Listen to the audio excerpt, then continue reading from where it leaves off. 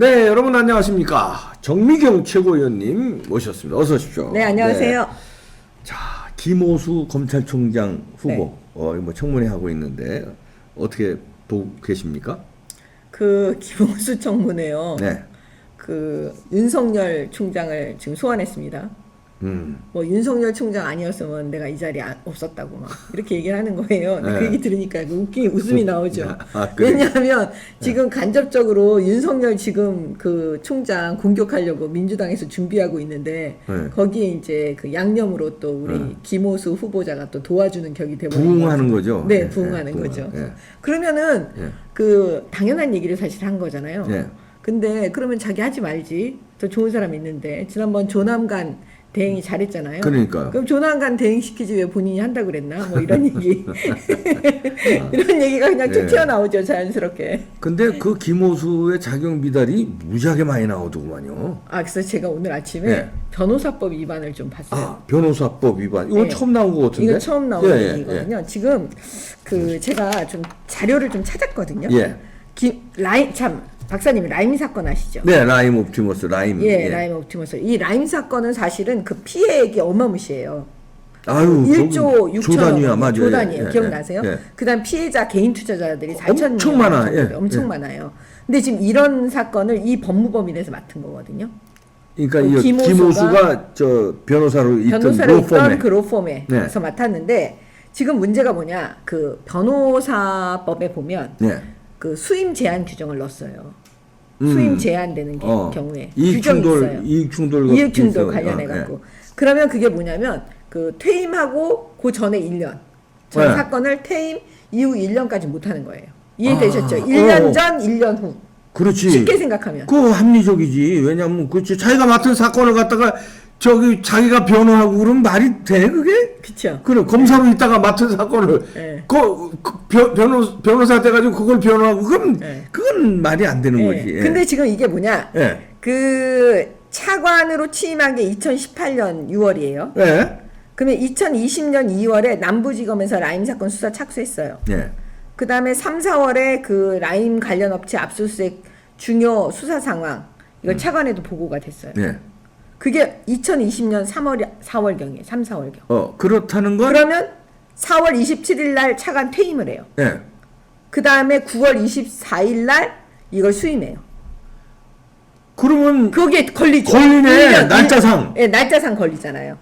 근데 이제 이 사람은 뭐라고 얘기를 하냐면 그거는 법인에서 그러니까 로펌에서 한 거고 자기는 상관 안 했다는 식으로 얘기하죠. 그리고 예. 자기는 자문료로요 돈을 얼만큼 받았냐면 그러니까 자문 아시죠? 자문만 예. 했어 나는 뭐 이렇게 얘기하는 거예요. 예. 자문만 했어. 그걸로 받은 돈이 뭐냐면 8개월간 한 2억 원이 넘어요. 2억 원? 네. 8개월간? 네. 자문만 하고? 네. 엄청나구나 이 정말. 그래서 이제 이걸 보면 예. 이 사실은 그 변호사법에 규정된 아까 박사님이 아니 내 사건 자기 사건을 자기가 하는 게 말이 돼 이렇게 그런 건 말씀하셨잖아요. 말이 안 되지. 예, 그게 그러니까 실질적으로 하지 말란 얘기죠. 그렇죠. 근데 그거를 약간 교묘하게 하면 자기는 자문만 하고 그 사건 그 선임계에는 이름을 올리지 않아. 그리고 로펌에서 해. 그러니까 나는 상관없어. 이렇게 하고 자기는 실질적으로 변호 활동한다. 이러면 어떻게 될까요? 아이 그건 반칙이지. 그건. 그렇죠. 예, 그건 뭐 누가 봐도 그래서 사실은 뭐냐면 그 로펌에서도 수임을 하면 안 되는 거죠. 아니면은 이 로펌에서 이 김호수한테 자문료를 안 줬으면 그렇죠. 그건 괜찮아요. 상관없다. 돈도 안 줬다. 근데 네. 자문료를 받았다는 건 자문을 했다는 건 관여했다는 거 아닙니까? 근데 이제 이들은 이렇게 말하겠죠. 나는 그 사건에 그 사건만 안 했다. 안 했다. 에 참나네. 그건 말이 안 되지. 그거는 말이 안 돼. 예. 그래서 지금 이 부분에 대해서 변호사법 위반이냐 아니냐 그런데 이 사람 뭐라고 변명하냐면 자기는 보고받지 않았다 그렇게 얘기하는 거예요. 이 사건에 대해서. 네, 근데 법무부 차관인데 사실은 그게 장관한테 다 보고가 되거든요. 예. 그러면 차관한테도 당연히 보고가 되죠. 보고 라인이. 그렇죠. 예. 근데 자기는 보고받지 않았다. 또 이렇게 변명을 하죠. 야, 이거 딱 떨어지는 변호사법 위반이네. 그럼 변호사법 위반되면 변호사 자격이 박탈당하는 거죠? 어떻게 되는 겁니까? 변호사법 위반 아니 어떤 어떻게 되는 겁니까? 어떤 경우에도 네. 이제 이 변호사법 위반이 돼갖고 이제 수사가 되고 네. 재판을 받아서 이제 판결이 어느 정도 되는지에 따라서 또 달라지겠죠. 네. 지금 문재인 정권은요. 아, 지금 이 공직이 뭔지 잘 몰라요. 기준이 없어. 아니 저 공직이 감옥 가는 직이 공직인가? 전부 감옥 가는 사람들도 앞에 다 세워. 법무부 장차관, 검찰총장, 그다음에 이성윤 다 뭐 법의 심판 받을 사람들만 갖다 놨어요. 그러니까요. 네. 그다음에 이분이 네. 그걸 저기 뭐냐면 이 라인 말고 또 뭐가 있냐면 옵티머스도 예. 지금 저거 선임을 이건 하신 것 같던데요. 옵티머스도. 예, 옵티머스. 옵티머스도 큰 사건인데. 네, 옵티머스도 아시죠, 이거. 이것도 다 이 문재인 정부의 개입 피해자가 특권으로. 이게 1,000명 정도 되고요. 네. 피해액이 이것도 5천억 원 정도 돼요. 그러니까, 네. 근데 이거는 사기 사건이에요, 완전히. 그러니까. 예. 근데 이때 그 이제 문제가 됐던 그 NH 투자증권 네. 그 대표를 이 사람 변호를 해요, 직접. 참 어지럽다 어지러워. 그래서 제가 볼 때는 네. 이렇게 그 라임 옵티머스 사건 네. 사실 피해액도 크고 피해자도 많고 이런 사건을 이제 변호를 했다고 지금 의혹을 받고 있는데 네. 근데 본인이 변호 활동을 하면서 공직을 그만두고 변호 활동에서 뭐 국민들의 애환을 느꼈다고 뭐 이런 말씀하시니까 국민들. 야, 참. 아니 근데 이거 이렇게 해서 검찰총장이 이래도 되는 겁니까? 아니 이거 임명이 되는 거냐? 문재인은 임명 강행한다는 거 아니에요? 당연히 임명하죠. 임명하면은 네. 검찰총장이 이런 변호사법 위반이라든지 이런 거에 연루된 적이 있었나요? 없었죠. 없었습니다. 이것도 사상 초유네. 네, 이거 사상 한 번도 초유이죠. 가보지 못한 세상. 네, 한 번도 가보지 못한 그러면 나라가 검찰총장이 자 변호사법 위반이면 위반으로 누군가 고발할 거 아닙니까? 네. 예? 시민단체가 됐건 어디서. 네. 그러면 고발장이 접수되면 조사를 해야 될 거 아니에요. 네. 그러면 검사가 검찰총장을 조사하는 초유의 일이 벌어질 수도 있네요. 지금. 그렇죠. 지금 뭐냐면 어떻게 되는 거예요, 검사가 중앙지검장을 수사하는 초유의 일이 벌어졌잖아요. 근데 이제 피고인들이 총장을 이제는 총장을 또 수사하는 초유의 일이 벌어지고 이거 뭐야? 있죠. 그런데 검찰총장을 일개 검사가 수사할 수 있겠습니까? 근데 레임덕이 들어가면 깡으로 할 수도 있겠네 이거. 아니죠. 용감한 검사가. 지금 그래서 박범계가 그 수사 못하게 그걸 또 그렇지. 이것들이 그래서 조직 개편안이 조직개편안. 그래서 나온 거구나 이게. 이거 수사 못하게 조직 개편안이. 네. 그 조직 개편안이 그거 아니에요? 법무부 장관과 검찰총장의 허락 없이 허락 없이는 정권 그 비리 수사 못하도록 하는 거 결국 아니에요? 못하게 만드는 못하게 거죠. 만들 수 예, 있다는 예, 거 아니에요? 예. 그러면 박범계하고 김호수가 야, 그거 내 재판 하지 마. 아니, 수사하지 마 하면 못하는 거네. 또 봐, 나 미치겠네 이거. 뭐 이런 나라가 다 있습니까? 이 검사들 가만히 있어요. 이런데도 자기네들 총장으로 이런 사람이 오는데 나는 그것도 이상해. 청문회는 그렇다 무용지물이라고 그래. 아니 검사들이 자기 수장을 이런 사람을 봤는데 가만히 있어요? 제가요, 그게 좀 이상한 게 제가 검사할 때는요. 네. 그 연판장이라는 게 있었어요. 아, 연판장 돌리죠. 예. 예, 연판장을 막 돌렸어요. 예를 들어서 그때는 중앙지검이 아니고 서울지검이라고 불렀는데 네. 일단 서울지검 검사들이 연판장을 막 돌려요. 예? 그러면 그게 전국 검사로 이제 불이 번지니까 네. 그게 두려워서 눈치를 보고 제대로 못하고 막 그랬거든요. 근데 지금은 검사들이 회사원 같아요. 그런 기계가 없는 거예요. 연판장도 못 돌리는 거야. 예, 겁나서. 예, 겁나서. 그래. 그리고 저러고 가만히 있는 거예요. 옳은 목소리를 안 내고. 그런데 지금 정권이 바뀌면 자기네들도 이거 다칠 거를 알고 아니면 최소한에 정권 바뀌면 내가 이 용감하게 했다는 거를 상을 받아서 좀 정치권으로 갈 욕심 있는 검사들도 있을 텐데 의협적인 검사들.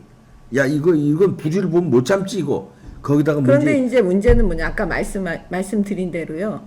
그게 검찰총장이 예를 들어 윤석열 총장 같은 사람이 있으면 그걸 수사팀에 있고 힘을 실어주잖아요. 너네가 수사해라.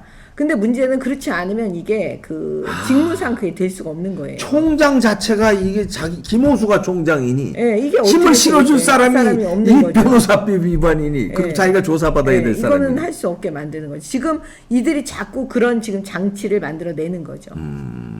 그 다음에 여기 또 재미있는 지점이 뭐냐면 네. 지금 이 사람 그 김호수 이 후보자가 사건 수임한 게 공식적으로 22건 정도 나왔대요. 네. 근데 그 중에 14건이 그 이성윤 검사장이 있는 서울중앙지검 사건이에요. 야. 그러면 뭐 참 김호수와 이성윤이 이렇게 되면은 뭐 한 팀이 돼서 좀 수사도 어려워질 수 있겠네요. 감히 저 검찰 조직 개편도 해서 조직적으로도 어렵고 비리가 또 있잖아요. 그 말고도 많은데 하여튼 일일이 그것도 있잖아요. 김학의 불법 죽음 사건. 저 지시했다고 나왔던데 뭐. 예. 김호수가의 저기가 없으면은 승인이 없으면 안 된다고. 그거는 지금 제가 볼 때는 지금 봐요. 청와대 이광철, 그다음에 또 검찰의 윤대진 뭐 예. 이렇게 중요 인물들이 다 있잖아요. 이규원 검사가 실행함에 있어서 누가 이제 승낙을 했냐 안 했냐 자기네들끼리 막 얘기하는데 이제 자기네들이 빠져나가려고 이제 이걸 딱 공 던지게 하는 거죠. 말하자면 여기 이쪽에서 승인했다 뭐 했다 이러면서 네. 서로 자기네끼리 싸우고 있는 것 같아요. 제가 볼 때는. 근데 이제 그것도 이제 수사가 돼야 되는데 네. 이렇게 되면 총장을 상대로 과연 수사를 할 수 있는 검사가 있을 거냐?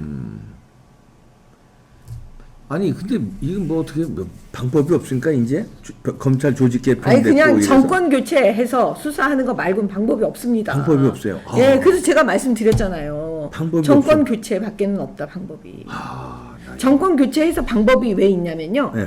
지금 현재 검찰에 대해서 수사권 5개인가 6개만 주고 니네가 수사해라 이렇게 만들었어요 이 사람들이. 네. 근데 다행히 그게 법이 아니고 대통령령으로 되어 있는 거예요. 그럼 정권 교체가 되면 대통령령을 바꿀 바꾸면 수가 돼. 있잖아요. 네, 바꾸고 그래서 잘못된 거- 검찰에 대해서 수사를 다 하라고 주면 될 거 아니에요. 그러니까 정권 교체만이 지금 이런 말도 안 되는 거 다 한번 야. 해줄 수가 있는 거죠. 그리고 뭐 아들 문제도 나오고요. 김호수에다가. 아니 근데 저는 이때 생각나는 게 네.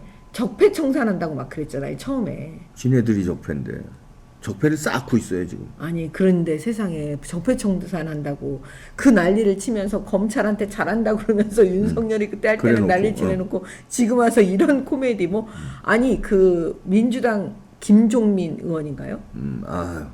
또 엄청난 사람이지. 브레이크를 밟으라고 김호수한테 엑셀을 밟지 말고 검찰총장 자리는 브레이크를 밟으라고. 그러니까 결국은 대놓고요. 우리에 대해서 수사하지 말란 얘기잖아요. 네, 막아라 이 얘기죠. 아니 여태까지 어느 국회의원들이 국민 눈치 안 보고 이렇게 마음대로 말하는 국회의원들 보셨습니까? 그 이제 180석 먹었고 다음에도 정권 먹는다고 생각하고 있어요 이 사람. 그렇죠. 네. 그러니까 국민 눈치 안 보는 거예요. 막 막말하는 다음은 거예요. 먹었는데 뭘 눈치를 봐. 이제 윽박 지르는 것만 어떻게 윽박 지르고 어떻게 막느냐만 다 선거 걱정하지 말고 그냥 어떻게든지 틀어막고 윽박 지르기만 해. 이거죠. 그러게 왜 참 이 대목에서 또 아쉽네. 그러게 왜 부정선거하고 안 싸웠어. 그러니까 정해놨다니까 쟤들은 답정 넣어 해놓고선 지금 이렇게 오만불선한 이유가 있어요. 선거가 겁나면 이렇게 하겠어요? 지금 대선이 코앞인데 10개월 금방 갑니다. 10개월 남았는데 그거 겁이 나면 민심이 겁이 나면 이런 짓 못해요. 근데 겁을 안 내는 거야. 그냥. 그 지금 제가 생각해낸 법 우리가 지금 해야 될 게 하나가 뭐냐면 네. 그 제가 이제 고민을 진짜 많이 네. 했어요. 맨날 박사님하고 제가 이거 얘기를 하다가 네. 그 독일 헌법재판소에서요. 네. 어떤 그 결론을 내렸냐면 네. 수개표를 반드시 하라고 했어요. 수개표. 네. 무슨 얘기인지 예. 선거가 이제 끝나고 나면 반드시 그걸 왜 수개표. 기계로 지금 자동 시스템으로 하잖아요. 네. 전자 시스템으로. 근데 반드시 수개표를 해라. 네. 하도 여러 이제 말들이 있으니까. 네. 그래서 저는 이번에 이제 저희가 그 최고위 지도부로 들어가면 네. 그 국회의원 제가 정해놨어요. 어떤 국회의원님하고 상의했어요. 네. 해가지고 뭘 하냐면 법안을 발의하자. 법안 해야 돼. 그래서 뭐냐면 수개표를 반드시 같이 하는 거. 그렇지. 그러면 그거를 통과시키지 않으면 민주당은 그럼 부정선거 했다는 걸 자인하는 그렇지, 거니까. 그렇지. 그럼 그렇게 해야지. 그렇게 해야지. 예. 그렇게 그래서 제가 해서 생각해냈어요. 해야지. 그거를 가지고 이제 얘기를 네. 해야 될 것 같아. 그럼요. 예. 그거라도 해세요. 수개표가 들어가면 동시에. 그렇죠. 예. 예, 그거 꼭 저 최고위원 되셔서 네. 꼭 그거 좀 네. 약속 지키는 겁니다. 네. 예. 지금 시청자들한테 네. 약속하신 거예요. 네. 예. 자.